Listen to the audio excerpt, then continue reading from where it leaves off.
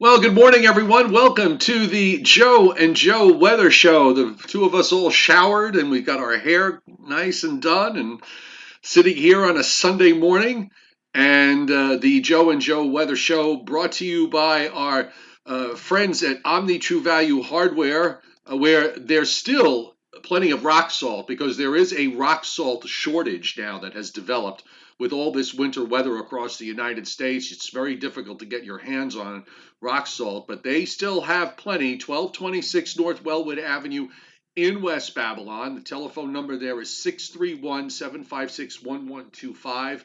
I was there yesterday and had one of those giant, what they call tippers, where they bring in the Mack trucks with this to deliver the salt, and they basically tip the whole truck on one side. It was very, very interesting to watch that happen. And also, by the way, all the premium snow and ice melt products, there's still plenty of them. Also brought to you by wholesale holiday lighting by Giannini at 162 Ocean Avenue in Lindenhurst. You can plan ahead for the next holiday season, which is only 10 months away. 631-957-5106. So that's whether you have holiday decorating needs or you want to become part of the business. Just give them a call. Wholesale holiday lighting by Giannini.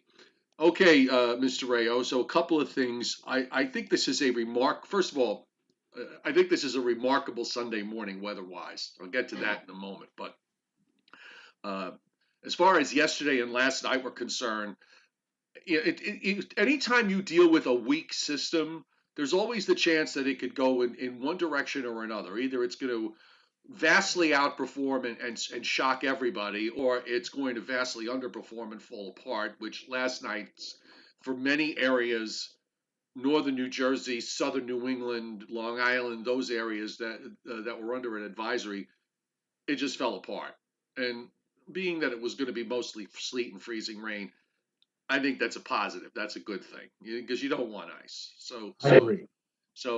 you're good with that.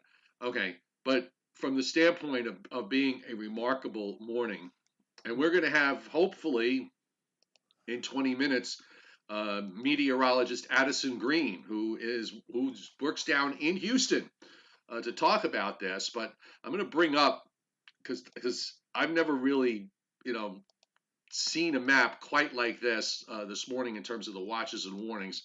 Just let me get Sunday mornings. I'm always a little slow on the uptake technically, as opposed to the other days during the week. But take a look at this because this really is. I thought this was just remarkable. There are 254 counties in the state of Texas. 254 counties. 248 of them, I'm sorry, 249 of them are under a winter storm warning. So, except for the 5 counties in Texas around Laredo, which, by the way, I don't know if that includes Loving County, which only has 100 people in it. Um, but really, I'm serious. They are the least populated county, 100 people in Loving County. But those 5 counties have a winter weather advisory. Now, I ask you why they didn't pull the trigger on the winter storm warning. I'm not sure. And obviously, the criteria for warnings in South Texas are different than the warnings that the criteria in North Texas versus the criteria that we have here.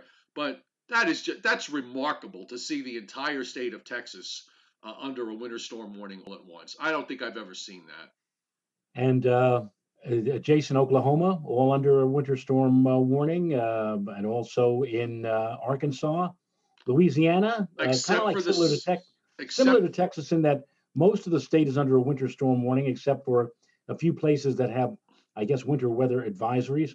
That is that is amazing to see the deep South covered in all of those warnings, and yet here in the immediate tri-state area, here we are sitting with nothing. yeah, they have. I'm just looking in southeast Louisiana, for example, which is the only area right now not under a winter storm warning in Louisiana, but they do actually have wind chill advisories up for New Orleans. And winter weather advisories in some of the surrounding counties in southeast Louisiana that are in the New Orleans, demo. Um, what's the demographic area? So I just want to just kind of check. I want to read. what I like to do sometimes is just read these. They're a lot of fun, I think, to read these individual forecasts. The type is too small to see, so I'm just going to read it to you. Um, okay, that's the marine forecast. I didn't want that. I wanted. I'm going to put. Just click on. I'll read it to you, so don't worry about that. Right now, it's 40 at the Lakefront Airport. So they're going for a 30% chance of showers today for tonight, a low of 37. Showers for tomorrow, high near 40. Showers tomorrow night, low near 24. Okay, well that kind of makes that forecast makes a lot of sense. 40% chance of showers. Oh, before 7 p.m. Okay, then the low of 24. And mostly sunny on Tuesday with a high near 40. So I mean, for Southeast Louisiana, that's pretty cold. But they're probably just outside the thick of all of this. And I mean, you take a look at some of what's going on the radar. You're getting these waves of precipitation moving from southwest to northeast, producing freezing rain, producing some sleet, and then of course you go up to around the Dallas Fort Worth area, Joe. It's in the teens, and they're getting snow there, and they're probably going to get about half a foot and then go down into the single numbers tomorrow morning. That is not fun. Bill Rogers is asking you, and I'll answer it for you if you don't mind. He says, why is it colder in Texas than up here in Vermont? Is the cold heading south for some reason? And you have to understand that when you're talking about cold air, it's cold, it's dense, it's heavy, and when it pours, literally pours southward from the polar regions straight on through central Canada and down into the nation's midsection, it kind of goes straight down through, let's say, Nebraska and Kansas, Oklahoma, and down into Texas, and then it at the side view, it kind of spreads out this way. So it is going to eventually turn colder in Vermont, but the main thrust, the main force comes straight southward out of Canada down into Oklahoma and Texas. And the folks who live in Texas are aware sometimes they call these blue northers, Joe, because the cold air literally plunges straight down into Texas from the north. And when you look to the north, you see how much deeper the blue of the sky is as that frigid cold air comes southward and literally drops the temperature rapidly. I mean, I'm talking about in Texas, they have actually seen 40, 50, 60 degree drops in temperature within a matter of less than a day when these cold air masses plunge straight south right into the Lone Star State. Having lived there, I know what what you say. I lived in South Texas for a couple of years, so I was a witness to some of those blue northers. And I think while I was there, as I recall, we had a cold air push, not quite as widespread as this, but it was certainly enough to push all the way down.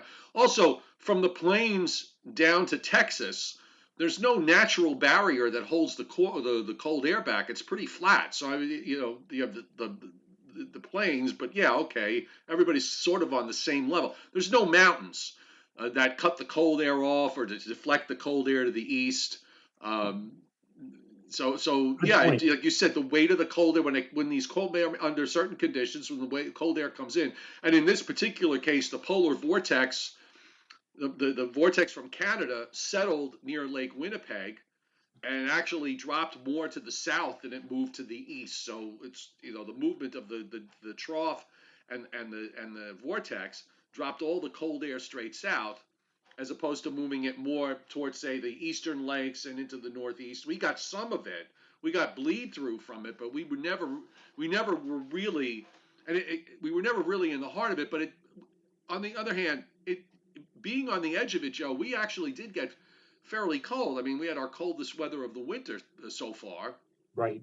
Out of this, and we never even got anywhere close to the core of the cold air mass, whereas in the plains they did. And it's interesting what's setting up right now here in the east is we have a big, frigidly cold high pressure cell over northern and central Canada that is, I just mentioned, is pushing or plunging southward. But in the same time, we have a big high pressure, kind of a subtropical ridge of high pressure out over the ocean, flexing its muscles, trying to push milder air in from the east.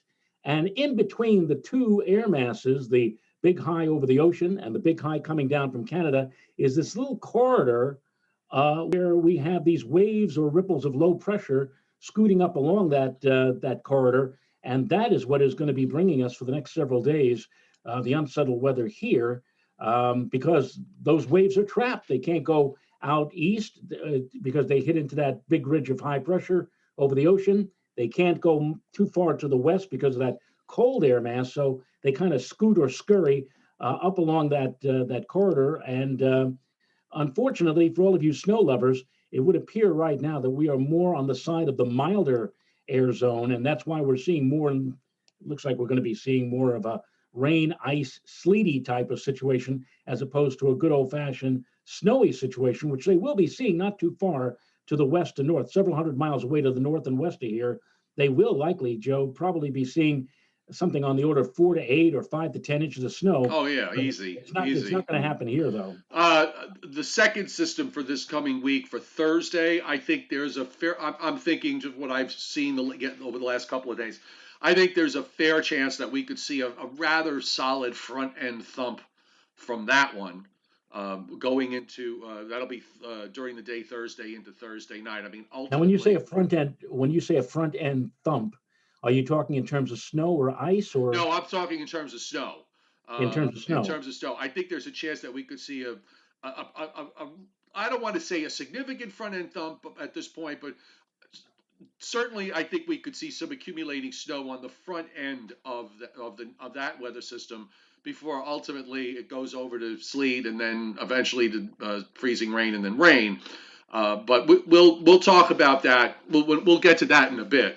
I just want to go back to this watches and warnings map to go over a couple of things because it's not just in Texas, but again, the extent of these winter storm warnings that are up, and all the other, those are winter weather advisories. If we probably did the math, I would say 60 or 70% of the country right now is under some sort of winter weather advisory, whether it's winter storm or it's ice storm warnings, which we have still up in parts of Western Virginia. We've got wind chill advisories and wind chill warnings for the brutal wind cold that's up in the northern plains. We've got winter storm warnings and winter weather advisories and a couple of, I think those are avalanche warnings up in northern Utah. So just like, well, why not throw those into the mix? And we also have winter storm watches. We have winter storm warnings up into Indiana and Ohio now, and winter storm watches in western and northwestern Pennsylvania through much of upstate New York from the Catskills north and west, and then northern New York, Vermont into New Hampshire and Maine, and there'll probably be some more watches that will go up shortly. By the way, I just want to acknowledge Shraggy Stern hitting super chat this morning on this Valentine's Day, and a happy Valentine's Day to everybody, and a happy Valentine's Day to you, Joe. Same to you, Joe. Yes. I'm wearing red today for Valentine's Day. Oh, okay. So that's okay. If that's why, that It's okay, that works. It's my Mr. Rogers sweater. It is. Yes. Well, Valentine's Day is, one of those days. It's just solely designed to drive a stake through a man's heart, pretty much. Anyhow, take a look at these snowfall totals, snowfall forecast amounts that are updated. Now, bear in mind, 2 inches doesn't sound like a lot, but 2 inches in San Antonio is a lot. 3 or 4 inches in Austin, that's a lot. In Houston, an inch of snow being forecast. Again, sizable. Fort Worth, Dallas, they're forecasting 4 to 6, I believe. This is an area where the average annual snowfall is under 2 inches. You're looking at Oklahoma City forecast to get a foot. And I'm also thinking, Joe, they're going to have to beef up some of these numbers that we see in parts of Ohio and southern Indiana. They got 8 for Columbus. I think that could wind up being higher than that. My heart's in Columbus, Ohio, because one of my daughters is there, and we see the bigger amounts. This is into Wednesday morning, up around Cleveland, Northwest PA, Buffalo, Rochester, Syracuse. All those areas are going to do very well with this, and particularly north of I-90 in northern New York and on up into Vermont and New Hampshire, with at least a 6 to 12 inch snowfall in those 2 states. So, and again, I'm thinking those numbers may wind up getting beefed up a little bit when we get a bit closer. Yes, and I might point out that Central Park is now, I believe, 8 inches shy of 40 inches, and that would be an amazing comeback considering last year they had less than 5. And you're just looking ahead, Joe, on the maps here.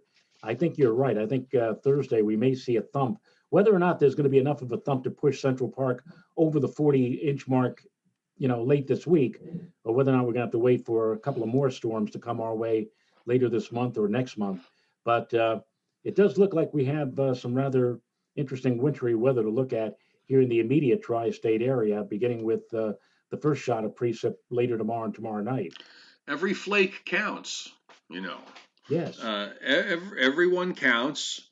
And hang on one second here. I just want to make sure I didn't turn on the. Okay, now I did. Sorry. I had to turn on the share screen option in case you feel if you want to share maps, or maybe Addison will have maps to share.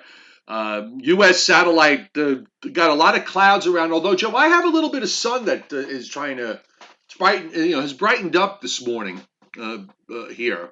It's honestly yesterday with it being cloudy all day, and I think I had maybe about 5 ice pellets and 2 snowflakes that fell. But being cloudy all day, it really just felt. I mean, it was the dead of winter out there.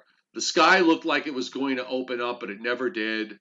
The snow cover on the ground. It was just one of those very dark, dreary days. And you look at the U.S. loop where you've got clouds covering about 2/3 of the country. Uh, I mean, it certainly doesn't bode well. If we want sunshine, you probably have to go to southernmost Florida, and maybe parts of Arizona and Southern California is about the only place where the weather is not doing very much. Correct. And yeah, Southwest, the desert Southwest seems to have some sunshine out there too. But yeah, you can't look. A gloomier, cloudier, contiguous U.S. map I've rarely seen. It's cloudy. It's almost cloudy from one end of the country to the other. Yep.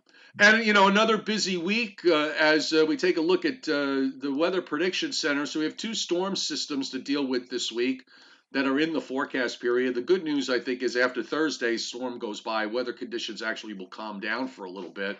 But we are seeing WPC, Joe's showing 2.5 inches or more of liquid precip for much of coastal Northeast down into almost down to Delaware and eastern Maryland, and even in areas that aren't in the 2.5 inch plus area, you got a large area of 2 inch plus liquids up and down the eastern seaboard.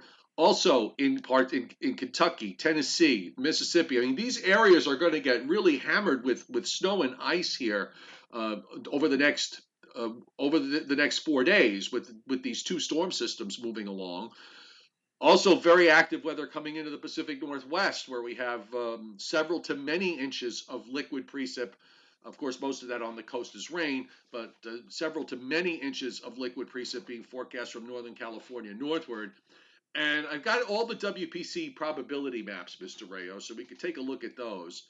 And I'm gonna run these around different geographies. So this is the 72-hour forecast for uh, in inches at the 50th percentile. So half the time, statistically, this will be higher. It'll turn out higher than this, and half the time it'll turn out lower. So it's a good mid-range here. The darker blue is 6 inches. The lighter blue is 8.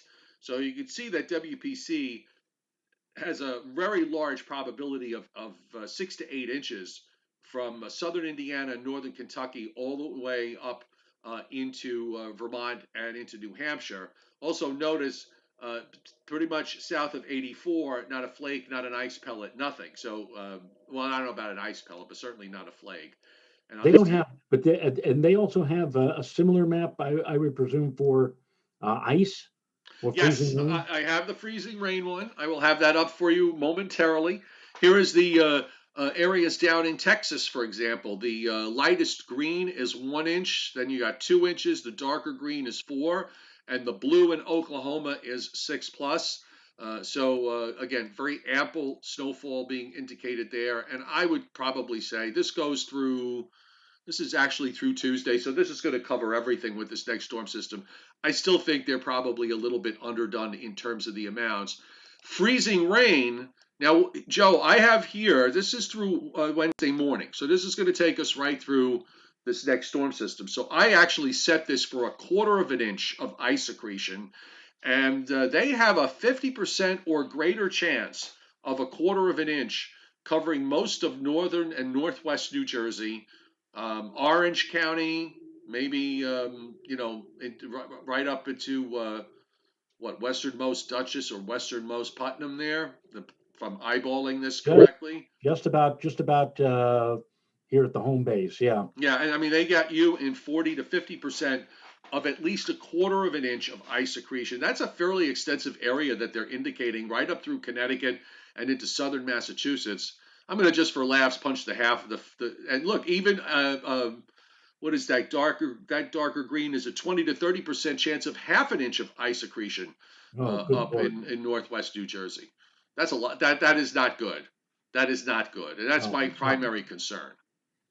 Now you remember I said on Friday night, my daughter-in-law and my son, they have appointments Tuesday morning at the Javits Center to get their first COVID shots. And I said to my son back on Friday, I said, "You're playing with fire here. You realize we could have significant ice problems." And he said, "Well, we'll take it as it is. We'll handle it or whatever." And I'm telling you, I said, "You can't handle ice. You can't maneuver." And I even told him, I said, even if he was thinking of driving into the city, I said, if you take the train, his problem is just getting our from where he lives to, let's say, a place like Peekskill to get to the train station. That in itself could be an adventure. So it doesn't look good for Monday night into Tuesday morning with all of this potential for ice up here. Right. As you can see on this map that you have on the screen now, it gets less as you head into the city. Now, what you have right now is what? 10.10. Yeah, I changed it to So one point tenth of an ten. inch. Right. Yeah. So even a tenth of an inch of ice making its way down into the thresholds of New York City and even across parts of Long Island, this doesn't look good. Now, most of this from this first storm system, Joe, will probably be over with sometime Tuesday morning, because it is going to get in here and get out of here. That's a plus. So maybe by the time they're ready to hop on the train, everything would have been long done with. So, or You either would that, or hope. miraculously you somehow jump up to above freezing during the overnight, and it lessens the ice accretion. I told him, I said, why are you doing this? I said, you're gonna fight the ice. You're gonna go all the way down into the city. You're gonna get to the Javits Center. You're gonna wait on a long line, and when you get to the front of the line, they're gonna say, "Sorry, we ran out." Well, on the other hand, maybe a lot of people will cancel because of the weather, and he'll be one of the few people there that show up. That's possible too. It's Okay. possible. See, I always like to look on the bright side of things. Steve Lapointe hitting super chat. Thank you so much, Steve. And also want to just thank. We've got 267 folks up and 274 people watching right now, and 55 likes. Thank you very much for those of you who have hit the like button. Joe and I love to get to 100. So if you feel up to it, smash the thumbs up button for us. That would be great. And if you subscribe to my YouTube channel with your Gmail account, that would be great too, because I am just a handful of people away from going over the 11,000 mark, which just speaks to the popularity of this fast growing show of ours, Mr. Yeah. Rayo. Bill Rogers is asking who is Addison Reed. I can tell you who Addison Reed is. He was a former relief pitcher for the Mets as of a couple of years ago. Addison Green, who we're hoping to get on this morning, was a colleague of both Joe and I over at Verizon FiOS One News, and a very good guy. And he, as Joe mentioned, he's now down at Oh, he's such a KHOU. huge star. I mean, Joe, I had to hang on. Let me bring us back full screen, because this way people don't have to. They can look at our lovely faces on this Sunday morning and not, um, stare at a map all the way through. But I messaged Addison this morning, and his agent responded immediately, and told me that he would make room on his incredibly impressive and busy schedule to just squeeze us in at some point. Now he did say 11:20 Eastern time. It is 11:23. Joe, I'm a patient soul. I'm not going to.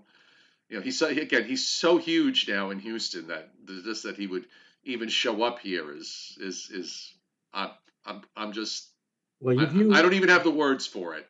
if you watch, and I'm sure many of you do, on Sunday mornings, CBS Sunday Morning, which is on from 9 o'clock to 10:30 every Sunday, one of the best shows on television.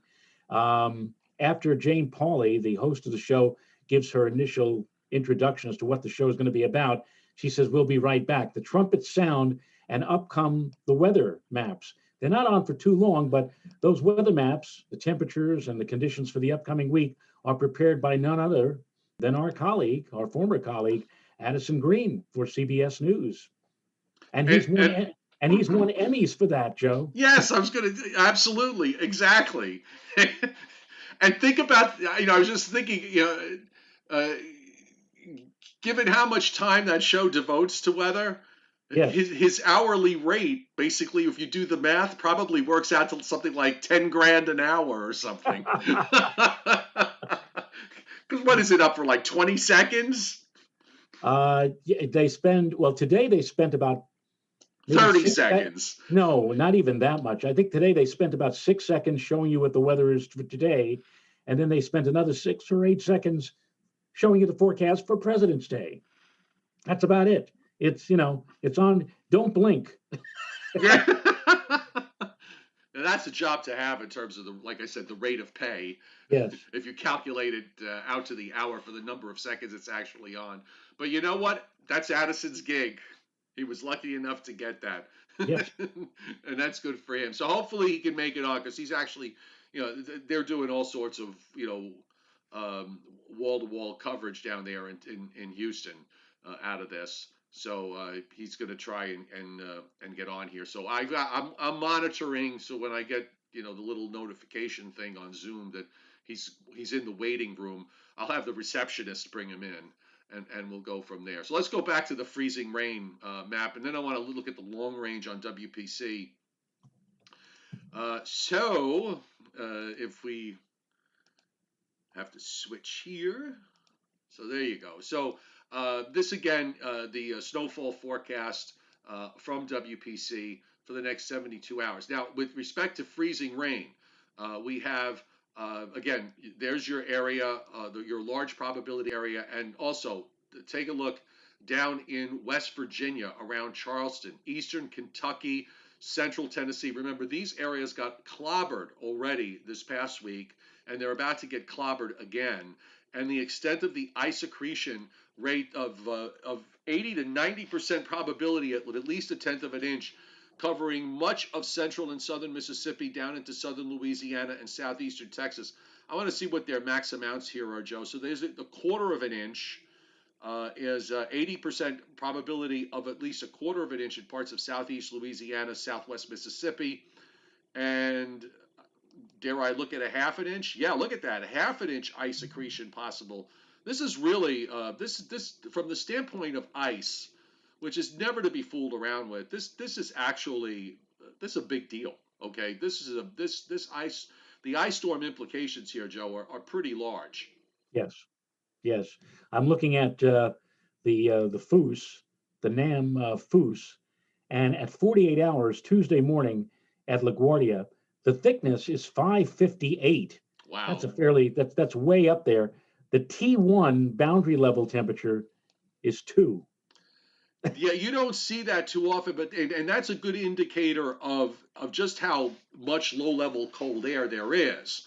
Where normally when you got a thickness that high, your T in a cold front situation, say with the southwest flow, that temperature at the bottom level of the atmosphere should be about 9 or 10. In other words, 40s to near 50, or even a little bit higher than that in certain instances. But the 2 tells you that the low levels are going to be very cold, and if that's near the coast, you know that areas inland and not that far inland are going to have that's signaling to us that there's going to be it's going to be very difficult to take a lot of inland areas above the 32 degree mark. Correct. What that was for Tuesday morning? Tuesday morning, 48 hours. Because it's just about done right after that. Right. They What? drop about 8 or 9 tenths of an inch on LaGuardia, and most of that coming in a 6 hour period from 1 o'clock Tuesday morning to 7 a.m. Tuesday morning. Just out of curiosity, the 1 a.m. boundary temperature, what is that? Oh, I think it's 0. It is 0. Um, So that does not bode well then for inland areas if that's the case. at 1 a.m. at LaGuardia, it is 551.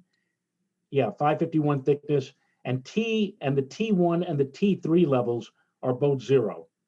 So it's that mid level around 5,000 feet that is Excuse me, getting T1 is 0, T2 is +4, okay. and T3 is +4. Okay, so but it's still that mid level that initially that's what got that's where the warm air came in yesterday.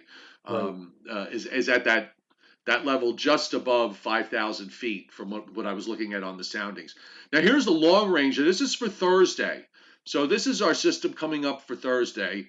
Um, Before that, of course, it's going to be coming out of from the southwest out of the southern plains. And again, high probabilities of snow in North Texas. So Dallas may get snow again later this week. The blue is 50 to 70. The light blue is 70 to 90. And then on Thursday, so I'm thinking, Joe, WPC's got the same idea here about a front end thump because the southern edge of 50 to 70 is New York City to about Allentown.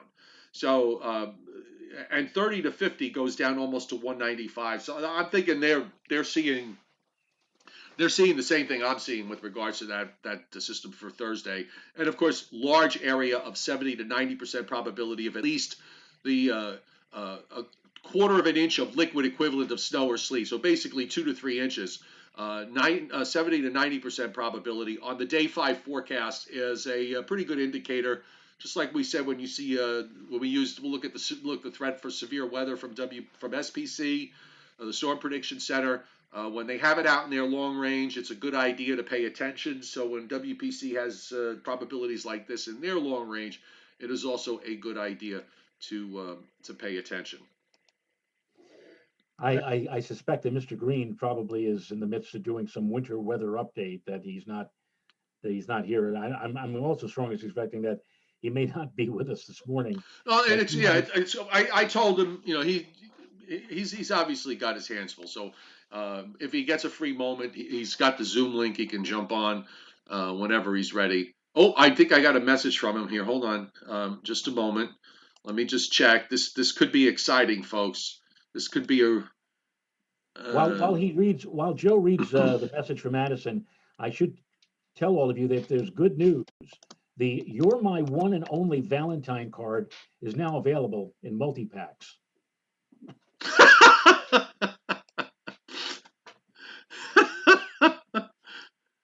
So there you are. I want passive aggressive Valentine's Day. Those little hearts that have those messages on them. I'd like to come up with like passive aggressive types of messages.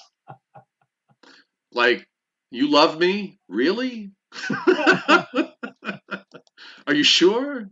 I tell you what, though, based upon what we're telling all of you right now who live in the immediate tri-state area, you might want to head on down to Omni True Value, or if you don't live on Long Island, if you can get to some place that sells calcium chloride or rock salt. I remember, Joe, about 6 years ago, we had a lot of icy storms, and I went down to the local Home Depot and I walked up to the guy and I said, "Could you tell me where the rock salt is?" And he looked at me and he says, "I could tell you where it was." Yeah.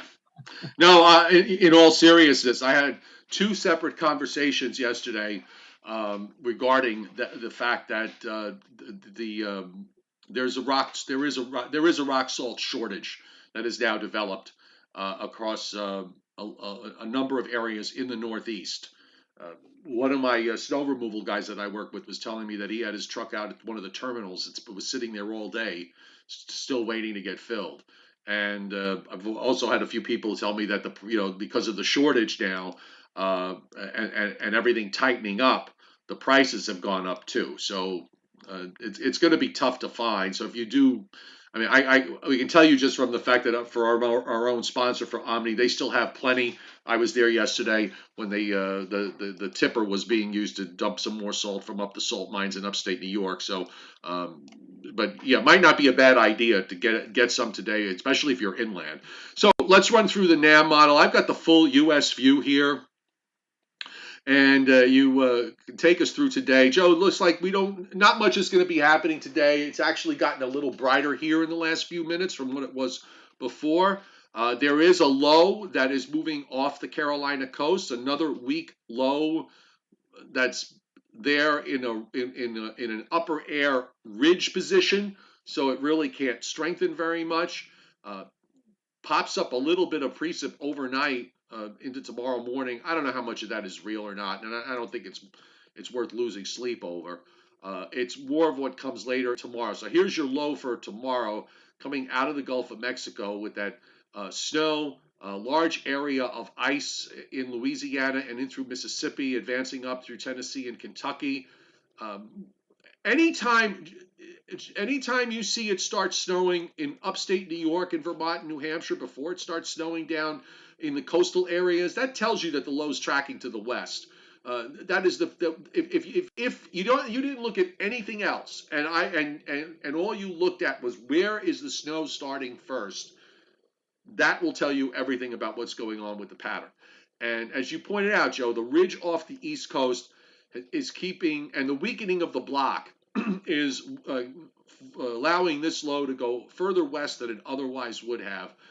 You get a primary in northern West Virginia. Eventually, it just redeveloped. This is by Tuesday morning. So again, the big story will be how far north does that the freezing rain line get? The freezing rain line, and it may lead to significant icing northern and northeastern Pennsylvania to southern New England Monday night into early Tuesday morning. Then we get some rain. The low moves out, and weather conditions start to improve. And then we start to see the next low, and this should be the last low to come out of the series here for uh, Wednesday. This is Wednesday now, and I'm going to switch to the GFS, Joe, which I have not seen yet. Okay, I haven't Okay. seen it yet, so I'm going to take a look. We're going to look at the radar view of the GFS, and this is Wednesday night. You've got that high. There's a nice cold high that comes after this storm on Tuesday, so that settles in upstate New York. That position of that high should allow the low levels to get pretty cold here on Wednesday. And then here it comes Wednesday night into Thursday. Now, the low is in northern Mississippi. It's initially further to the south, so right off the bat, you see that the snow doesn't start in Vermont and New Hampshire before it starts in New York. So this looks like to me it's setting up for a fairly solid front end thumping here for Thursday. And I'm going to hit the button to see where it goes from there. Yeah, I mean, Joe, it's got snow in here by Thursday morning, and at 1 o'clock, it's still snowing. It's got the dark blue snow over Long Island into central New Jersey before it goes over to rain as you go into South Jersey. The low in eastern Tennessee, and the high still holding near the St. Lawrence River, northwest of Maine. So I think this has potential for a good front end thump. I mean, eventually it goes over to rain. In fact, the winds actually try to go southerly or southwesterly, so you wonder where the temperatures might shoot up through the 40s or even get to 50 in some places. But the low goes up on the GFS into near Buffalo. The European has got a much flatter look to this. I'll have to see what the European does with this today. But either way, we get this out of the way on Friday, and then it looks like next weekend will be a cold and dry and uneventful weekend. At least that's the way that. At least that's the plan at the moment. From your lips to God's ear, I'll tell you, after what we may be looking at for tomorrow night and Tuesday and again for Thursday, we certainly can use that. And of course, also with the potential for ice, you have to be concerned about possibly power lines getting encrusted with ice and coming down and people losing power. So that's another worry that we have to take into consideration for the coming days ahead. Yeah, let me just run back one more time. I'm going to run back to the GFS again. I just want to make sure that I showed the right one. because I just switched over to another um, geography, and it put me at the 6Z. So I want to make sure that I showed the current one. So let me run this again. So and then we'll talk about the upper air and the long range. So okay, so here we go. So this is our first system for tonight and tomorrow. I'm sorry, for Monday night and Tuesday. So obviously that kind of matches us. So I showed you the 6Z. So this is the 12Z. So there's your low Tuesday morning in central New Jersey, and that's done. Now here comes the next one. And your low here is now in southern Mississippi. So you get the same thing here. This is Thursday morning, snow to New York City, down to Delaware, to Maryland. You know, that high is going to press down some cold air here Wednesday night into Thursday. And even now in Thursday afternoon, it looks like the GFS is actually a little colder, a little further south with the rain snow line in New Jersey by afternoon. The lows in northern Georgia, I mean, it still tries to run a primary up the west side of the Appalachians. The European last night was trying to redevelop it to the east, which has its own implications. But again, the front end thumping idea here is supported by all the models, even the warmest of the models, which has been the GFS. Now I'll switch over to the upper air, and let's see. I want to point out also that unlike what we saw on Christmas morning, Christmas Eve night, Christmas morning, where there was still a considerable amount of snow left over from the mid-December, the December 16th storm, and it looks like right now that much of what we're going to be seeing that morning, we had temperatures in the 50s and 60s. We're not going to see that, I think, in the aftermath of the Thursday storm. Let's say Thursday night, Friday morning, you might think like, oh well, if it warms up, it'll change to rain. It'll all go. It's not going to go because I don't think temperatures are going to get much higher than the mid or upper 30s on the back end of this. So it'll be a cold rain, and it's just going to be a gloppy, sloppy mess. I think on Friday. You might want to think ahead. If we do get the thump that Joe is talking about with snow starting Thursday morning and continuing into Thursday evening before we even get a changeover, you might want to try and get rid of as much of that snow as possible before the changeover, because once it starts changing over to ice, sleet, and rain, it's going to be doubly or triply harder to get rid of, because then the snow is going to end up with the consistency of concrete in a way. It'll be a tough go later on this week, Joe. Oh, absolutely. No question. No question. Bill Rogers was asking about the cold air going so far south. So just to support the illustration that we talked about earlier in terms of how it all plays out, here's your block up over the Arctic region. So your polar vortex now, instead of being up to the north, was suppressed pretty far to the south. And this was on Thursday. So in this regime, in this scheme, you have cold air from Canada that basically spreads out through the plains. Now, what happens is, or what happened, is the gradual pressing down of that vortex. The block is weakening here, and then the vortex is swinging around to the point of where we are Sunday morning. So now, all that low-level cold air is the weight of the low-level cold air goes all the way down because there's nothing to stop it. In the meantime, you've got a trough that's swinging around underneath what's left of that vortex, which is, hang on, having a difficulty here with my graphics. Come on. Erase. Move the map. I want to make sure you guys can see all this. Okay, you can. Now, here at this point, the low levels are really cold. You've got this trough here that is swinging east, and you're getting this southwest flow with all this moisture. So now you have this bitter cold air, this dense bitter cold air that's moved all the way south, and now you've got the southwest flow pulling up moisture from Mexico and from the subtropics. So the bottom line is you wind up with snow and ice and everything else. Now, as far as the east is concerned, of course, that's going to be swinging eastward, and you see it here through this week. Your first system is going to play out on Monday night, Tuesday. There's not a whole lot to it on the upper air. It's just basically a little short wave in that southwest flow. The second one is a little bit stronger for Thursday as that whole trough swings around. And then after that, I think we're going to have a calm period here. The way things look, you'll notice that the flow up in Canada is a lot different. Joe, we have a bit of a fire hose jet running from the Pacific all the way across the Atlantic, but it's not a full-fledged fire hose because the northern part of the flow is actually coming from Alaska and Western Canada. So I think this argues that we see temperatures moderate, maybe get back close to average for this time of year, or a little bit below or a little bit above, but I'm not seeing this evolving into something that screams, much above normal. It's just a moderation, I think. I agree. I agree. It's going to be a quieter period. After we get the storm at the end of the week out of here, I think we're going to be in for a stretch of quieter weather.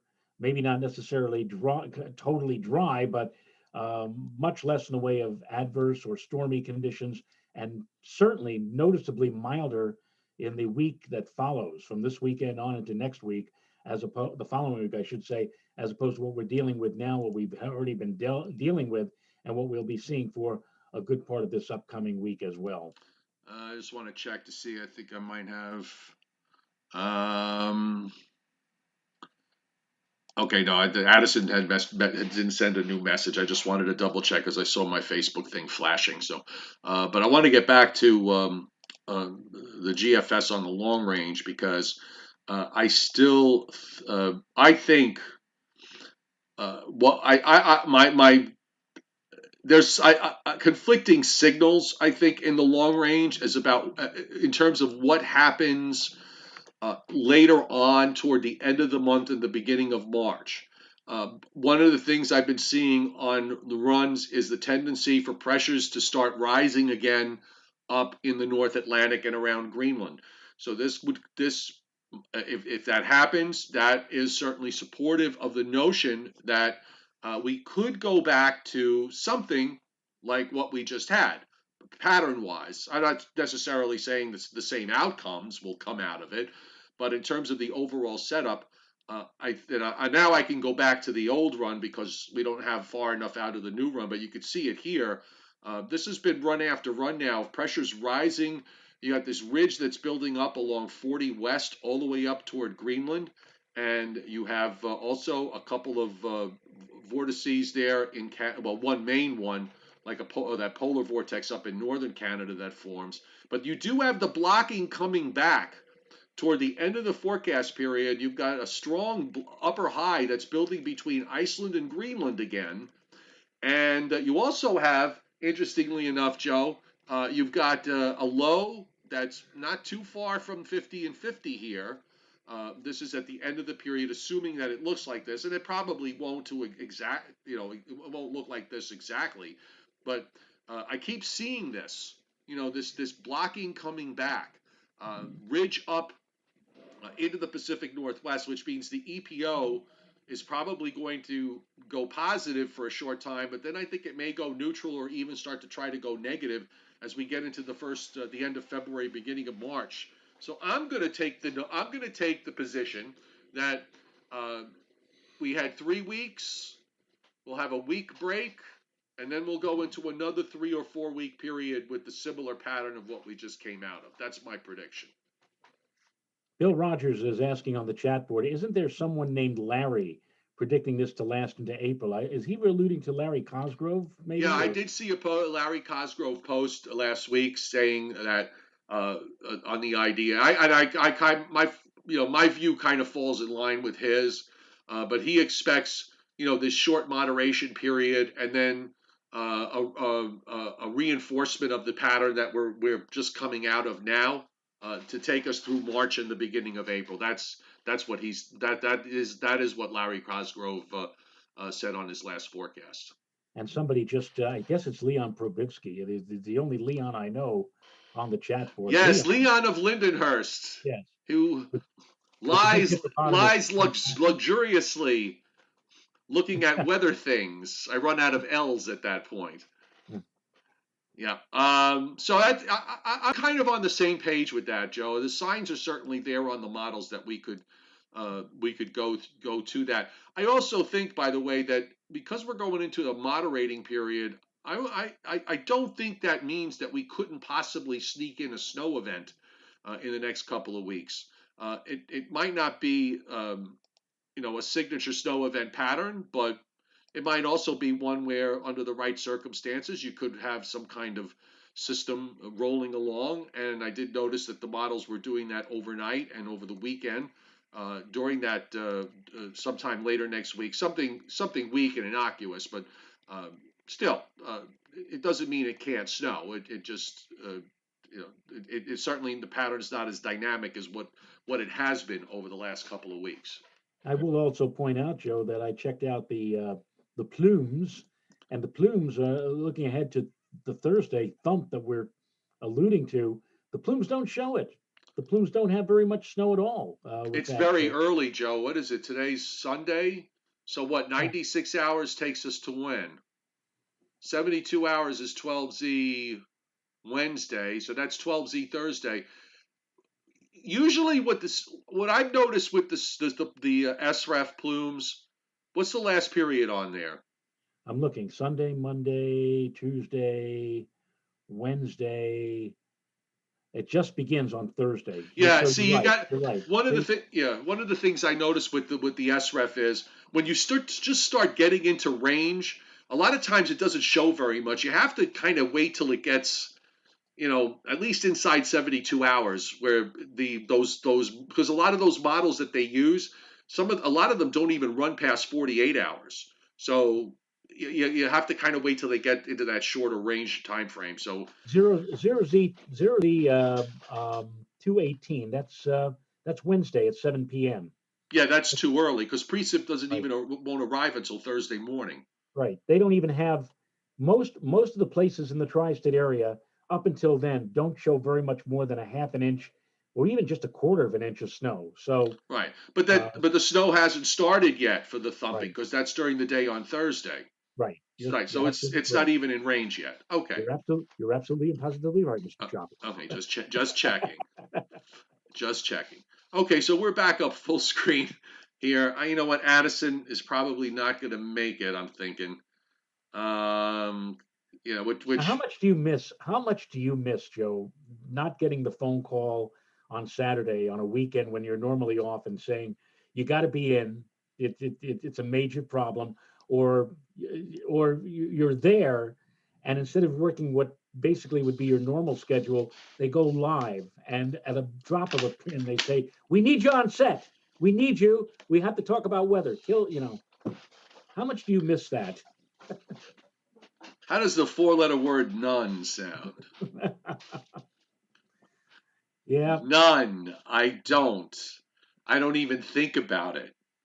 I really I mean, don't. It, it, even last week, CBS had the Super Bowl last Sunday, televised the Super Bowl, and this happens not just with CBS, but all the other stations. Whichever station happens to have the Super Bowl, what happens is that for the news that evening, usually like Sunday, it's kind of laid back. You have your weekend crew in there. They brought everybody in who they normally would have during the week, and that meant that Lonnie Quinn, for example, who normally does not work a weekend, he was there. Maurice Dubois was there. All of their A-list people had to work on a Sunday because it was Super Bowl week or weekend at CBS. And last week we didn't have the greatest of weather, so and you still had to travel in that. I know. By the way, Joe, did you get your check, your government check for the for geoengineering? I'm just wondering. Did you get your check? Because I got my check. Did you get yours? For geoengineering? Yeah, what the government pays us to promote geoengineering Oh no, in that secret society that we're part of. no, Because I got my check. You didn't get your check? I've not seen any. Because on the chat board we have Corey Anderson, who apparently is a geoengineering geoengineering supporter, advocator, or something. I just want you to know, Corey, Joe and I get our checks every month. We get our monthly checks.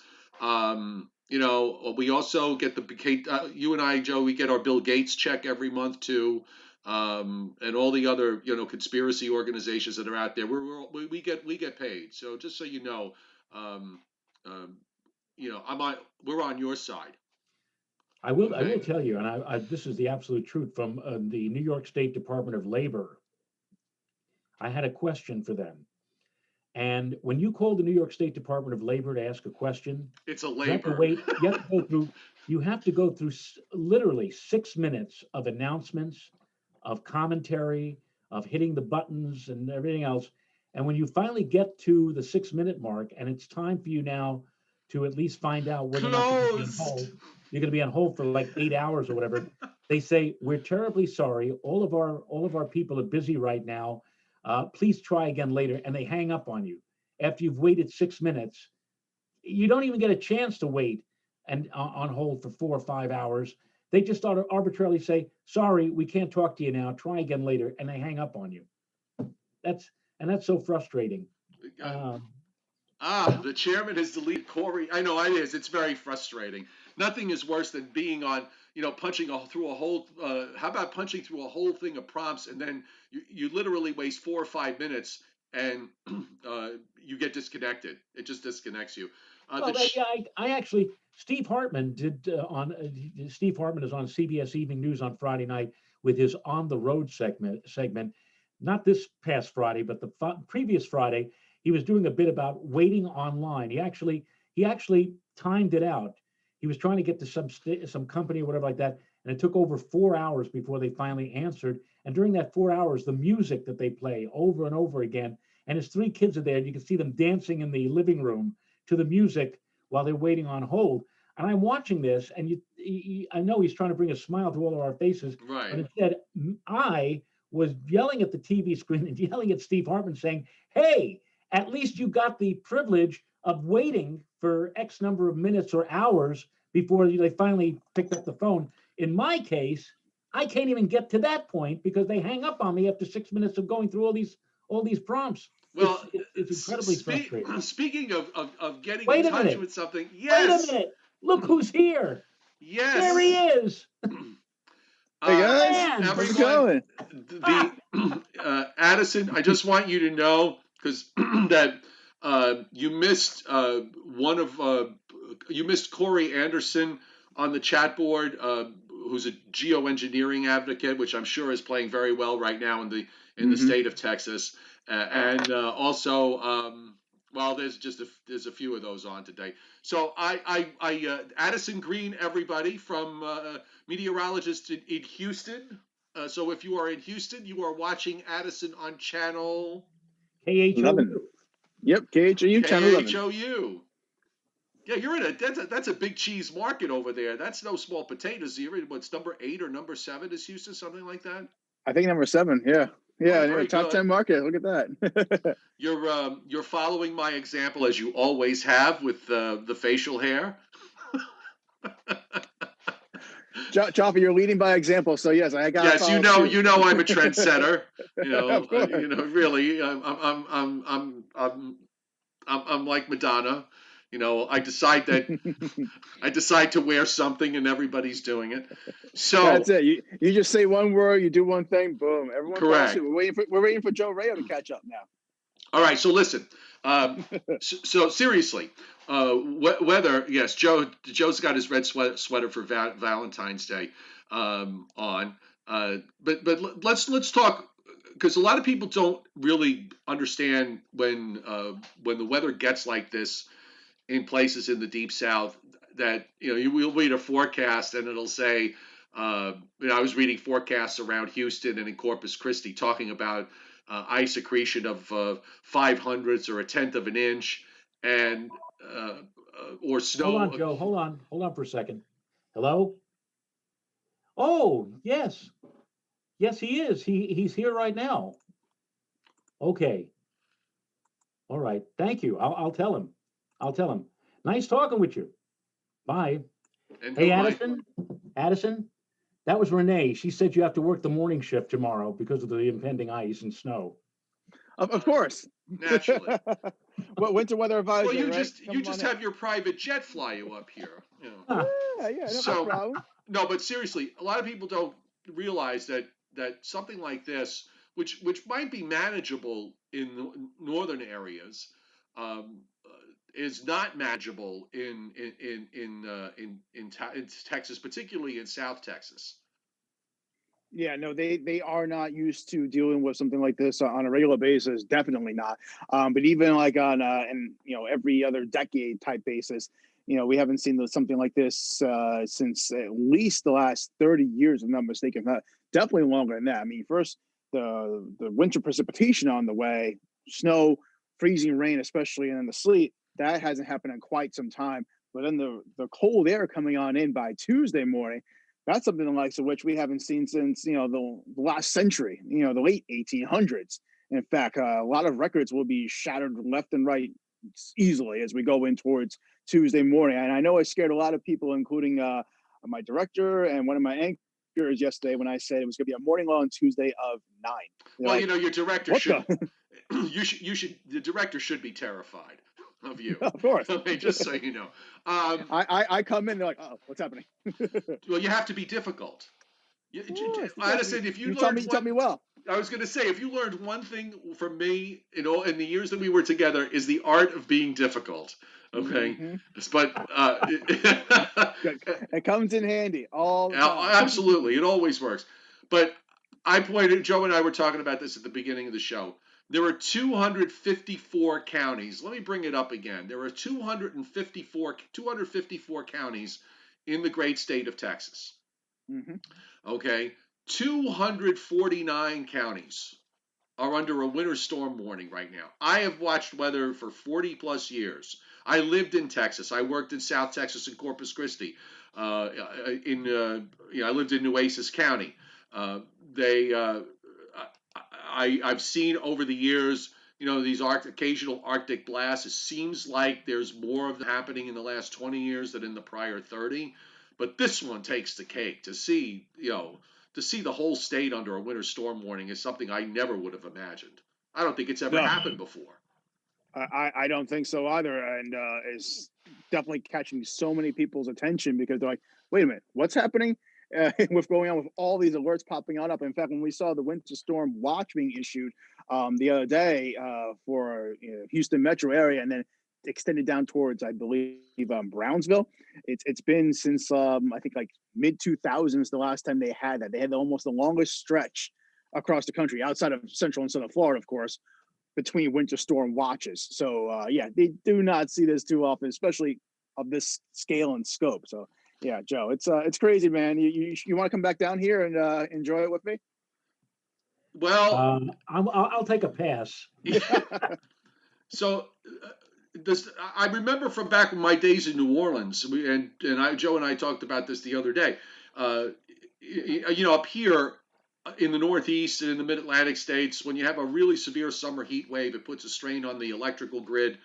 But it was in the wintertime when we had these these blasts of cold air that you wound up with strains on the electrical grid. And I'm just wondering whether that still is the case, or is that they have improved the grid system there with regards to electrical delivery in cold air, because nobody has in-ground oil in Louisiana. Everybody's forced hot air. So I don't know how that works in Houston. They have so many options for their energy to come on into their homes here. I was astonished when I moved down here, and there was like, hey, you can choose between 12 different options to get your energy between energy company and energy styles. So I was blown away by it. But I definitely have heard that over the past good decade or so, they have gotten into it more of an establishment for their infrastructure to be a little more up to par with dealing with stuff like this. Certainly the summer months and the strain on the energy grid, but even the winter months as well, the power lines, especially the big power lines, they're able to deal with stuff like this fairly easily. It's the more smaller lines, distribution lines, where if they can get over half an inch of ice and deal with winds over 40 miles per hour, they're going to run into some massive problems. And thankfully in Houston, that is not the case, at least not for a prolonged period of time with the winds. But nonetheless, there are still a lot of concerns from the numerous energy companies here about how much their power grid is going to be impacted, because this is the energy corridor of, I believe, the country, if I'm not mistaken. So all eyes are on those energy companies. Joe, you must like the fact that they have all those power options. Well, here up here, there's only one option. Either they take either you have your power or you don't, Yep. and then you have to wait. And more often than not, we get reconnected not by the people who I pay my money to every month, but it seems especially in one of those big power outages, I'm watching people from Prince Edward Island in Canada. They're the ones who are reconnecting me. It's we always seem to get shortchanged in those type of situations. Hopefully, we won't be. But I learned my lesson back in 2005 or 2006. We went like 4 days without power in the middle of a period where the temperatures were like 10 degrees, 15 degrees. And it got to the point where I was literally seeing my breath in my house. And it was then that we made the decision, we got to get a generator. And we did. Hmm. And that was the best investment we've ever made, more often than not.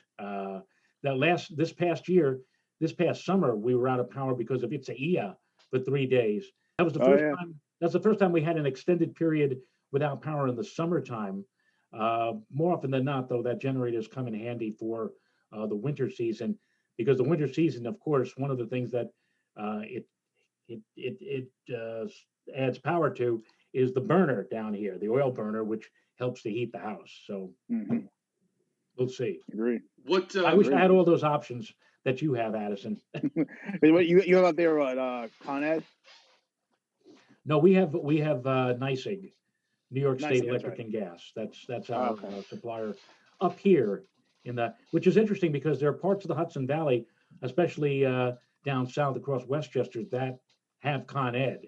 So those people complain to Con Ed, we complain to NYSEG, but everybody complains to everybody's respective Of power course. company. I'm sure Joe, what is it on Long Island now? It's not LIPA anymore. No, It's it's PSE&G. PSE&G. That's right. They're always, they're always sending out storm alerts the day after the storm is over. Guess what's coming, Or at guys? least Brace I yourself. get, I, You at never least know. I get them the day after the storm is over. So, Addison, tell me. So, you're Houston, the northern and western suburbs. Where is the Houston equivalent of say 287, where the rain snow line is going to be? What are you actually forecasting for your general area? We are looking at. Let me pull my map up for a By the way, second. if you could share, I got the share screen option. Is if you want to share them on the screen, go right ahead. Unfortunately, I can't do that option on my work computers because they're all on their Right. own network. I get I'm it. on my iPad right now, so that's the only way I can Oh, get a awesome. camera in the Okay. studio. At least it's not a Commodore 386. No. No, we ain't doing that. But you know what? I can turn the camera around and point. Yeah, if Little you want, demonstration. if you'd like. So looking right here on Google Maps, typically the forecast area of Interstate 69 down through the metro area and going down in towards Sugarland. That's usually a good boundary point in terms of who's getting the winter precipitation north and west of Houston, and then who's getting the regular rain precipitation south and east towards Galveston. Wait This a minute. time, Wait a minute. Hold on for a second. Yep. Sugarland? Yep. Really? The Joe, do you land of remember sugar. Nancy Sinatra had a song, God knows how many years ago, Sugar Town. Remember that? I've been through sugar. I've actually many years ago. I went through Sugarland. Really? Yeah. That's interesting. Yeah. Yeah, it's a big populated area. One of the biggest towns we got next to Sugarland, Katy, Pearland. These are some of our biggest suburbs, south and west of Houston. Definitely a lot of people moved this way after Harvey because this side of the city got impacted the most by Harvey. But anyway, it's I-10. That's a good benchmark in terms of who's going to get what type of precipitation. So pretty much I-10 south and east, you're talking liquid. I-10, I-69, north and west, Cypress, Tomball, the Woodlands. That's when they see the wintry mix to snow. In fact, our last snow event came through in mid-January, and it was the Woodlands towards Bryan College Station. Texas A&M is over there. They were the ones that were seeing hey, we have a winter wonderland. And meanwhile, down here we just had cold rain. So the winter storm warning up for Houston is basically for some ice accretion tonight. Yeah, we have that going on for northwest of Houston. That starts at 3:00 tonight for Montgomery County, I'm Fort sorry. Bend I'm County. sorry. So, 3 a.m. Monday morning. 3 p.m. 3 p.m. north and west. this afternoon. Okay. Yeah, 3 p.m. this evening, north and west of Harris County, which is what Houston's in, all the way in through 6 a.m. I believe for Monday morning. Houston and Harris County gets their winter storm warning starting around 9 p.m. tonight. So there's a little window right there because they're already starting to see the winter precipitation starting to come on down north and west of Houston right now. Just little spots here and there, but there have already been some reports of some icy roadways in some areas. What about going back and forth from Dallas? And I bring up the question, that question too, because of they had the ice storm during last week. That horrific accident that occurred on the highway there, on one of the highways there with the trucks, and I think was it 6 people were killed in that accident. Yeah. I mean, is there any? I'm just kind of curious. As far as travel between Dallas and Houston right now, I'm thinking that's got to be very difficult to do. Yeah, it's extremely not advised to be done. I mean, they don't have the ability to close down highways like they do across the central and northern plains, where they can put up gates right before you get onto the interstate, being like, "Nope, you ain't doing it because we're closing down the highways." They don't have that ability here, at least not that I know of. But they have been treating the roads left and right, and lots of salters and de-icers have come on down across from other portions of the country, coming down across Texas to deal with the winter prep. So hopefully they can avoid any situation like that. Everyone now knows what happened, so let's not go out on the roadways, especially if we don't have to. And with it being President's Day weekend, there'll be a lot less people needing to be out. Joe, you got any more questions for Addison? No, not really. It's looking good. I was always so happy to see one of our former colleagues. In fact, I might point out, Joe, the only one of our former colleagues who usually joins us. We've extended the invitation to. Now that's a passive aggressive Valentine that I approve of. Thank you.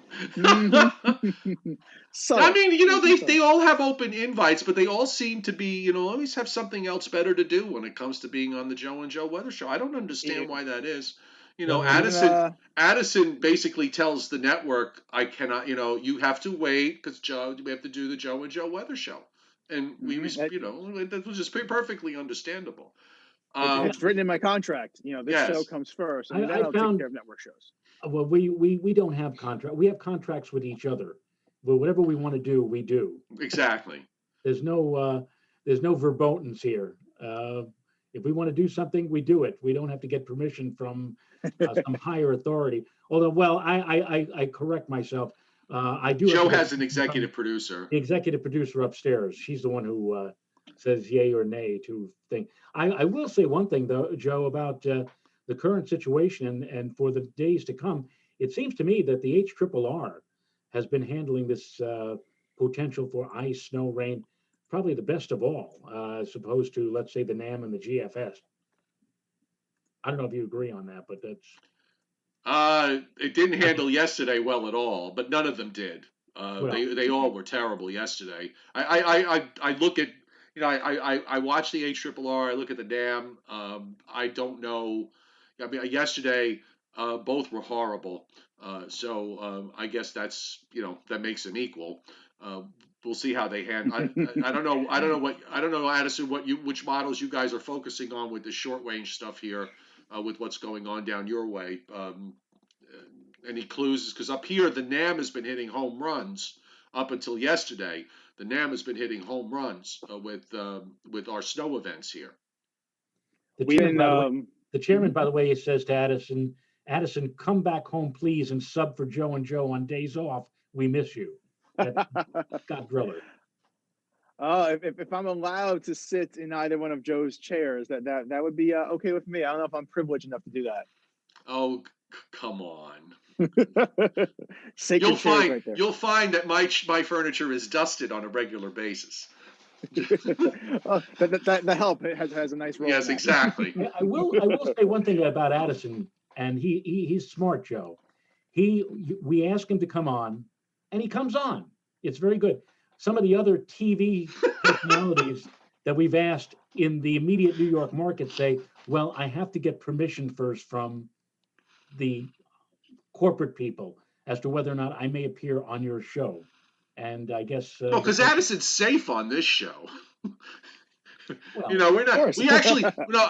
In all fairness, we do have a few people that watch from that are that watch from Texas and Oklahoma. I mean, obviously we're talking about thousands of miles here, thousands of square miles, and they're not.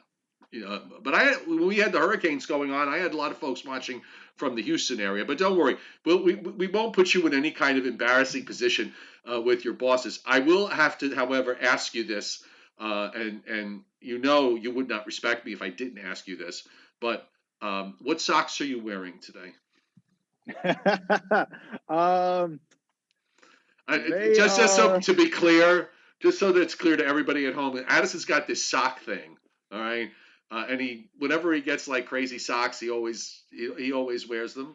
People have let's call them their things, for lack of a better word. But go on. Kind of Everyone's got curious.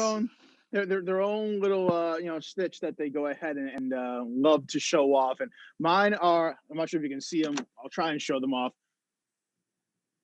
Do they know this, by the way, where you work, that you have this sock thing? They do, but they don't really take advantage of it too much. Oh, that's interesting. It looks like So attached. Go ahead. These are baseball spring training socks, because they're the only socks I could find that were long enough to keep me warm, because I was outside doing live hits earlier on today. So I got my baseball socks on. All right, so let me give you. Pitchers and catchers are coming this week, so yeah. That's and then, of course, I hadn't break these out since my days in FiOS of my snow boots, but I was frigid out there this morning. That was the only thing I can do. I was like, all right, it works for me. By the way, just for future reference, if you want to get some really good socks, you get the fisherman's waterproof socks for fly fishermen, called by Sims, SIMMS. Okay. Mhm. I will tell you that not only are they waterproof, but your feet will be, when it's bitter cold and you've got Sims on, those Sims socks on. Oh, they're so warm. They keep the rest of you warm too. So that's my recommendation. Fine by me. All right. The Sims folks is. aren't paying us, although they're more than happy to do so if they'd like. But I have several pair of Sims socks from them when I go fishing in cold rivers, and you put that over your regular sock, your regular sweat sock, That's and good. it's wonderful. It's just absolutely wonderful, as long as they don't leak. Dry. Dry. That's the way to go. All right, buddy. So thanks for jumping on here last minute. Really appreciate it. And that. How did you jump to the top of the screen? That was weird. I didn't do anything. On my end, I got a little 3 box right here, but it's probably different because I'm on an iPad. Oh, okay. So well, appreciate you. I know it was last minute. I meant to send you a message yesterday, but being 62, I forget. So thanks for responding. And you always have a standing invitation to come on anytime you'd like. So our door is open to you always. Sure. Well, let me pose this question to you guys, since I got you both on the line. And Joe Chaffee, especially since you spent some time down here. I found that now that I've spent a full year, 14 months now living in Houston, I feel that the winters down here, it's more of like a cold drain type feel. Yeah, they hurt as opposed to up north. Yeah, they definitely feel like they hurt more as opposed to up in the Northeast. Even being near the Sound, I don't feel like that type of air was like as life sucking as it is around here. And I'm not saying that in a bad way. That's a good way to put it. Yeah, no, that's a good way to put it. You're not, your body gets used to things rather quickly. I will tell you on the opposite end of that. I don't know the summer. What do you think about the summer? The summer, that's pretty much in the same ballpark as life draining, just on the other side of the ballpark. Right. But I'm just going to tell you that you're going to be the next this summer, assuming that it's equal to the weather conditions of last summer. You'll find that it's actually a lot easier to take. After that first summer I spent in the South, the next 4 were they were fine. You get used to it. And then I Yeah. remember flying back here uh, in January when it was in the teens and single digits with snow here. When I got here, I thought my fingers were going to fall off, and that's with gloves on. So yeah, you get used to it. But you're right; it does hurt more when you're living in the South and it gets cold. It hurts more. It just It's does. especially living by the Gulf. I feel like you get a little bit of an onshore flow, and that moisture combined with the colder air, and you just feel it just like drain the warmth out of you. And I mean, I spent many years up there across the northern plains, Minnesota, Michigan, upstate New York, and I never felt that same way, even being by some of the Great Lakes. So I don't know, maybe it's just that warmer, more moisture, tropical body we got next to us that causes that feeling. But the summertime, you get that breeze coming in off the Gulf, and it just, you're like, oh, I don't want to deal with anything. You get that northwesterly breeze comes in, you're like, oh, thank God. Cold front breeze. Yeah, that's awful. That is awful. Can I ask Addison, the insects down in your part of the world, are they bigger or larger than what you would be accustomed to seeing? Runways, Joe. They land on Yes. runways. Coming in right across your house. They are definitely bigger down here than up in New York, and they are of a different variety. Like I would typically find, on a random occasion, oh, there's an ant in my house if I was, living in Queens or in Albany, for instance, so living up that way. Or, there was No, a little. if you have an pill ant bug. in your house in Houston, they're fire breathing. They're fire breathing ants, and you don't want to mess with them, especially if there's a big pile of them. But also, and it was a big shock to the system when I came down here. Roaches are common down here, and you can find them in Oh, your of course. home and not fear that you are living in some type of, bad area, or at least bad living conditions, I should say. That's what I typically thought of when I was living up in the Northeast. You have roaches around. I'm like, where are you living? What kind of conditions are you living in? Down here, it's like, oh, all right, get them out. They're fine. Roaches, fire ants, and armadillo roadkill. Those are the three things that I remember the most of living in Texas. Oh, also in the fall, crickets. Millions and millions of crickets Yep. covering everywhere, and they get into your house, and you have to vacuum them up from your carpet, and they're everywhere. I have never ever seen anything like that cricket invasion that I had in Corpus Christi. and you walk out, and you walk out of your house, and you're literally crunching them as they go by because they don't move. They're all packed. I don't know what they're doing. If it's a mating ritual, I wish they would do that in somebody else's neighborhood because it was it was horrible. But yeah, those are the things that I remember. I remember I was covering for radio stations the first night launch of the space shuttle down at Cape Canaveral. It was in late August of 1983, and I was at the Cape with a few other people, and we're walking around, and we saw climbing up a cable the biggest grasshopper. I guess it was a grasshopper, kind of Kelly green with red spots, and it was like moving ever so slow. I mean, and the damn thing. I'll give you an idea. It was this big. That's how big the damn thing was. You recognize this, Joe? It's my Don Leo. I was going to say that it's the Don Leo cigar. I'm still waiting to smoke the size of a fine Cuban. Let's see. And I mean, like, I turned to somebody and I said, "Do you believe this?" And the guy who was from Central Florida says, "We grows them big down here." Mm-hmm. It's big enough you want to put a collar on them and raise them in your house. Yeah, exactly. No thanks. As long as you don't have to, as long as they're not on a menu in a restaurant, I'm okay with that.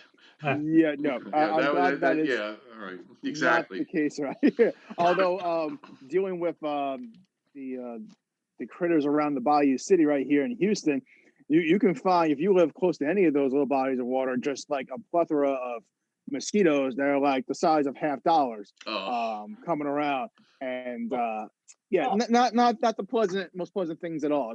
Just for some odd reason, they'll fly and just hang right outside your door, and you just wait for you to open the door and be like, I'll let myself in. Yes, exactly. Every time.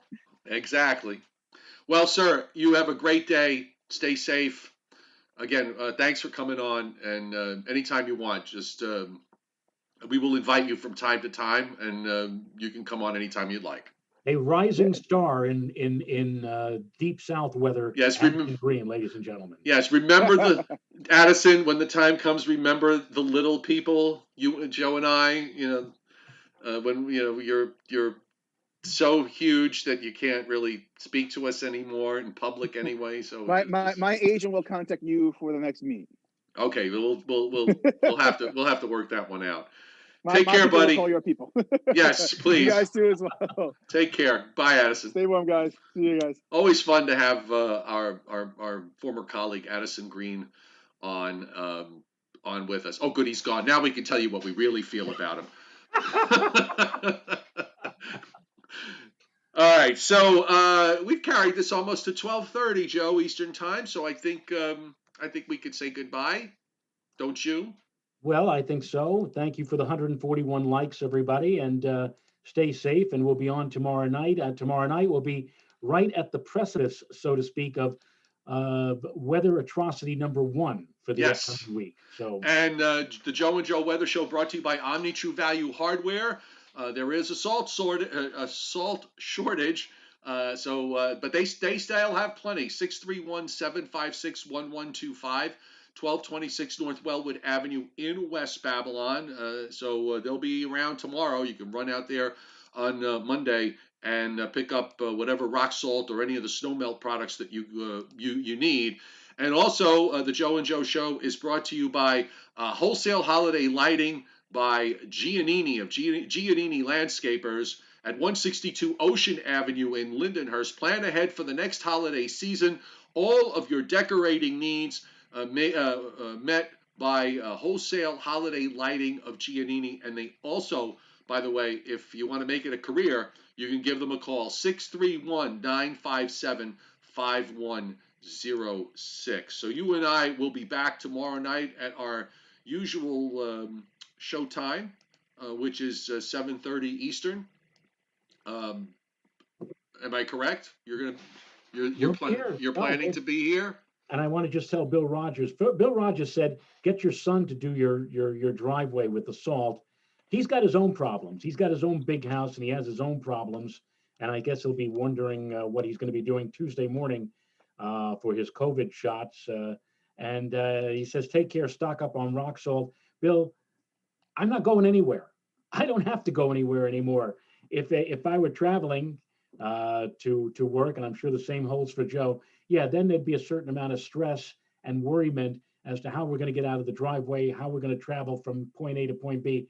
But we don't have to do that. So let it do whatever it's going to do. And we'll just look outside and say, gee, it looks like a skating rink out there. And we'll just let nature take its course, and we'll be just fine. And we'll be here, assuming we have power. We'll be here tomorrow night. Dutch Star Sean, thanks for the kind words on the chat board tonight. We welcome you to watching the Joe and Joe Weather Show. Also, thanks to the chairman, Scott Briller, Leon Probitsky, for hitting Super Chat today. We also had, I believe, I got to move to look at the other monitor here, Steve LaPointe and Shraggy Stern, all hitting Super Chat today. So thank you very much indeed. And, we will see you tomorrow, everyone. Take care. Have a good day. Bye.